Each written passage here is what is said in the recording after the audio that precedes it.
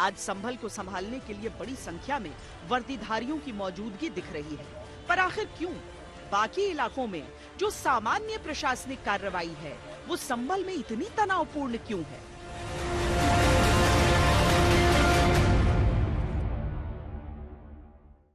संभल के पूरे मामले की जो शुरुआत है वो हिंसा से नहीं हुई, बल्कि बिजली के एक मामले से उसकी शुरुआत हुई। यहाँ के जो स्थानीय सांसद हैं, ये उनका पुश्तैनी मकान है जियाउर रहमान बर्क का, और इस मकान से ही उस बिजली के अवैध कनेक्शन का पूरा सिलसिला शुरू हो जाता है। आज यहाँ पर बिजली के स्मार्ट मीटर्स लगाए जा चुके हैं। आज बिजली को लेकर ही, बिजली की तारों को लेकर ही तमाम प्रक्रिया चल रही है, लेकिन जो बिजली से मामला शुरू हुआ था वो पहुंचा धर्म के मामले तक, मंदिर मस्जिद के मामले तक।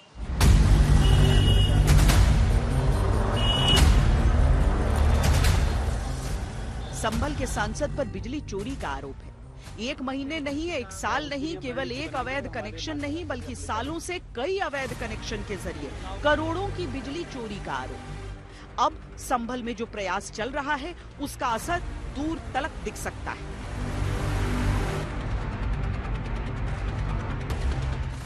लोगों में संतोष है इस बात का कि एक सुरक्षा का भाव भी है कि जब पुलिस कर्मी खड़ा है, उनके साथ में खड़ा है, उनकी सुरक्षा के लिए खड़ा है, और नालियां साफ होगी, बच्चे स्कूल जाएंगे समय से, जितने बिजली हैं बच्चों के पढ़ने के लिए जब उनको बिजली मिलेगी, और उसके साथ साथ लोगों को इस बात का भी न्याय होता है कि उनके साथ कोई भी व्यक्ति गलत करता है तो थाने पे आके अपना अभियोग पंजीकृत कराता है।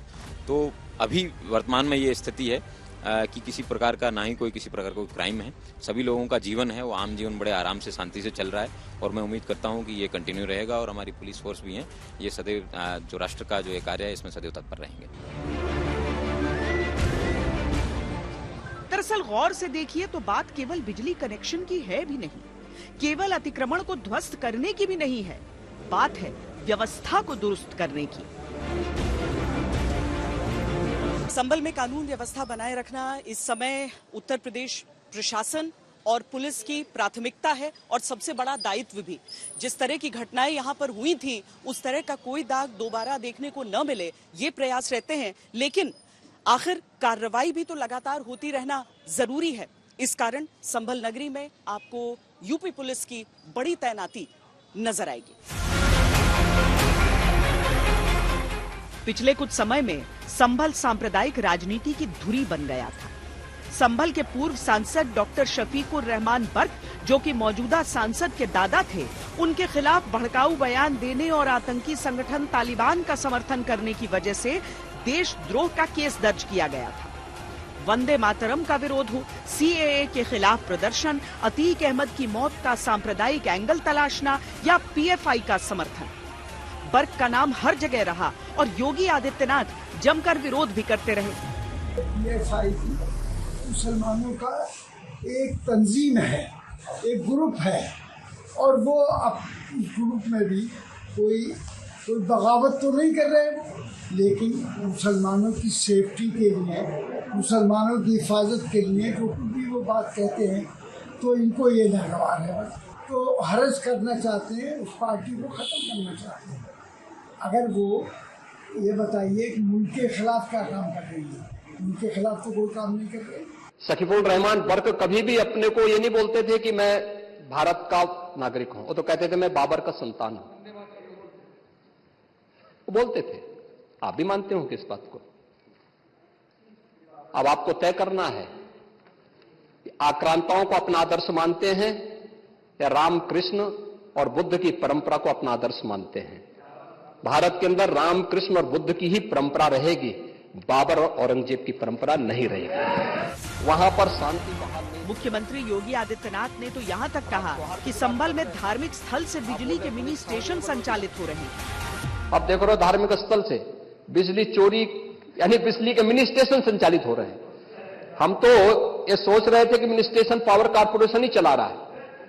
अब वहां पर कई मस्जिदें ऐसी पाई गई जिन मस्जिदों के ऊपर एक इल्लीगल सब स्टेशन बना करके वहां से कनेक्शन बांटे गए थे लोगों को फ्री में।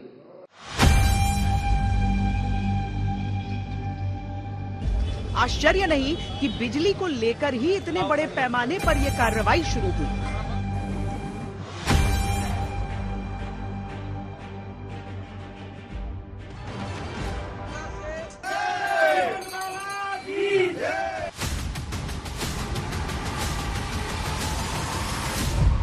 वैसे संभल के सियासी पारे में हमेशा से ही पूरे उत्तर प्रदेश की सियासत सुलगती रही है, जिसका असर देश की राजनीति पर भी हमेशा पड़ा।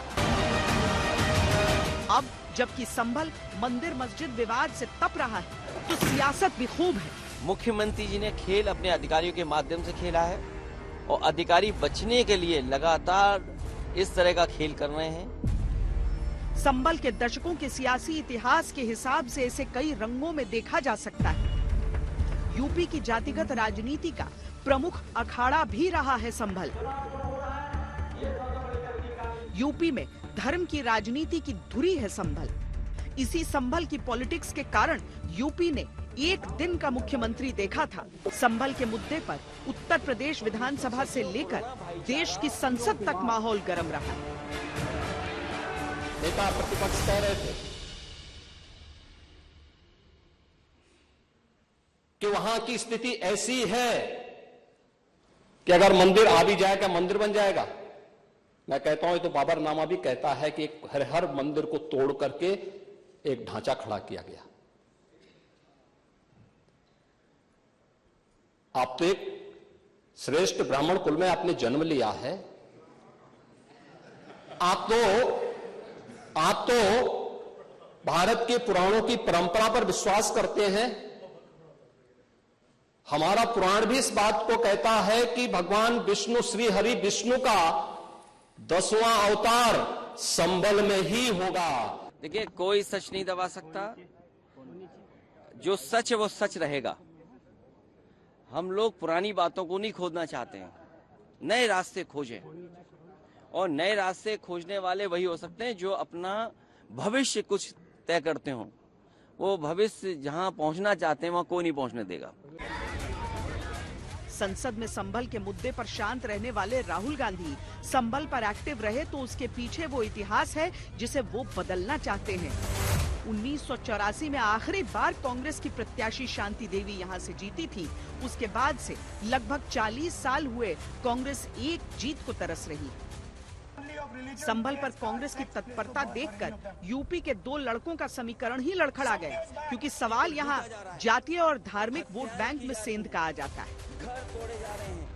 पार्लियामेंट में उठा नहीं रहे, वहाँ जा रहे हैं। पुलिस तो वहाँ किसी को जाने ही नहीं देगी। लोग फॉर्मेलिटी कर रहे हैं। जिस प्रकार की तकरीरें दी गई, उन तकरीरों के बाद माहौल खराब हुआ और फिर उसके बाद जिस प्रकार की राजनीति की अपनी कई मजबूरियां होती हैं और उनसे जुड़े लोग अपनी अपनी सियासत की दिल्ली बचाने के लिए जनता को खेल में उलझा देते हैं। ये चलो, ये वाली चाल, ये दिल को चलो। दिल्ली पिट जाएगी, दिल्ली पिट जाएगी, दिल्ली मैम ये चलिए, ये चलिए। दिल्ली को बचाना है, दिल्ली को बचाना मैम, ये दिल्ली है, दिल्ली बचानी है हमें। हाँ, ये ना तो बग्गा मार देगा इसको, ये बग्गा है मार देगा दिल्ली को, ये दिल्ली बचानी है। मिलकर लड़ना है।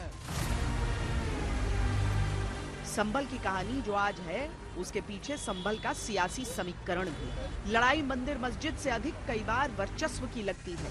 संभल ने इस लड़ाई के कई दंगल देखे।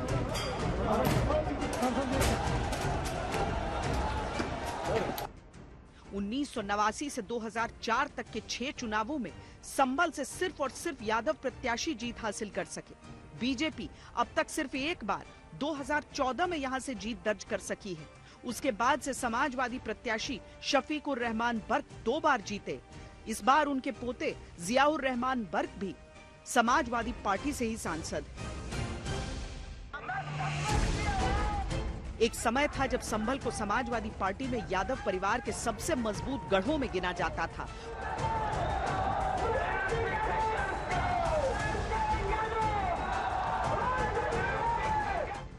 उन्नीस 1998-99 में मुलायम सिंह यादव संभल से जीतकर लोकसभा पहुंचे। 2004 में उनके भाई रामगोपाल यादव संभल से लड़े और जीते।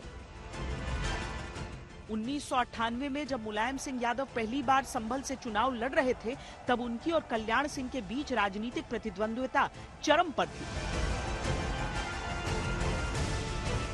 कल्याण सिंह मुख्यमंत्री थे और उन्होंने तय कर लिया था कि संभल में मुलायम को जीतने नहीं देंगे, और इसके पीछे भी कई कारण थे। संभल की रहरा गंगेश्वरी विधानसभा सीट पर कल्याण सिंह की बिरादरी का अच्छा दबदबा था, जिनके वोट संभल में जीत के लिए जरूरी माने जाते थे। कल्याण सिंह खुद इस क्षेत्र में लगातार रैलियां कर रहे थे। बाकी हिंदू वोट तो मिलेंगे ही बीजेपी को, इसको लेकर कल्याण सिंह आश्वस्त थे। तीसरा सबसे बड़ा कारण था संभल सीट से बीजेपी का प्रत्याशी चयन। मुलायम सिंह यादव के सामने बीजेपी ने तब के कद्दावर नेता डीपी यादव को समर्थन देकर मैदान में उतार दिया। डीपी यादव तब यादव और मुस्लिम दोनों वर्ग में अच्छे खासे लोकप्रिय थे। मुलायम सिंह यादव को कड़ी टक्कर मिल रही थी। फिर हुआ राजनीति का वो सबसे बड़ा उलटफेर, जिसने न केवल यूपी बल्कि देश की राजनीति को हिलाकर रख दिया। कल्याण सिंह रहरा में रैली कर रहे थे, प्रशासन को बूथ कैप्चरिंग हर हाल में रोकने की हिदायत दे रहे थे। तभी उन्हें पता चला कि लखनऊ में उनकी सरकार गिर गई। तत्कालीन राज्यपाल रोमेश भंडारी ने कल्याण सिंह सरकार बर्खास्त कर दी। उनकी जगह तुरंत जगदम्बिका पाल को यूपी के मुख्यमंत्री की शपथ दिला दी।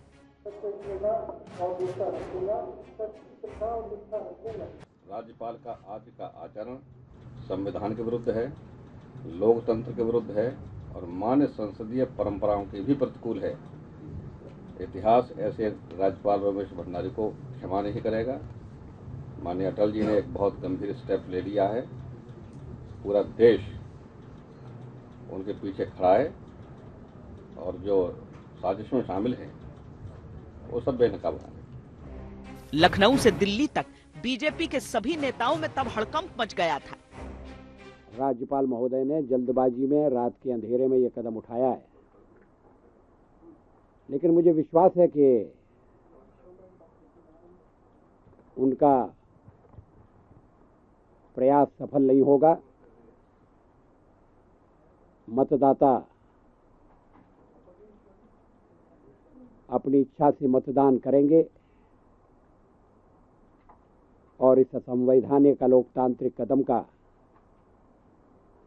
उनके मतदान पर कोई प्रभाव नहीं पड़ेगा। हाईकोर्ट तक मामला गया। विधानसभा में शक्ति परीक्षण को कहा गया। कल्याण सिंह बहुमत जीतकर फिर से मुख्यमंत्री बन गए।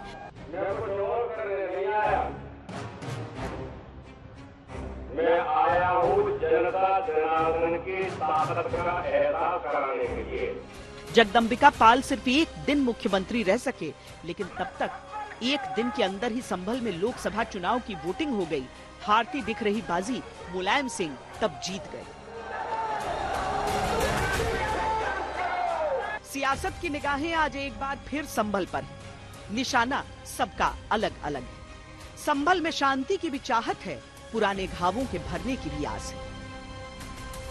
जैसे कि मैं सो रहा हूँ तो पिताजी को जगाना है मुझे, तो वो डायरेक्ट उठाने के बजाय, और हिंसा की परंपरा मेरे यहाँ नहीं थी सौभाग्य से, तो वो क्या करते थे कि उस कमरे में आ जाएंगे या बाहर से गुजरेंगे और चौपाई बोलेंगे, प्रात काल उठ के रघुनाथा मात पिता गुरु नावई माता। कभी कभी मैं गुस्से में उठ करके अरे पापा चरण स्पर्श किया और सो गया। मैंने कहा अब मत उठाना।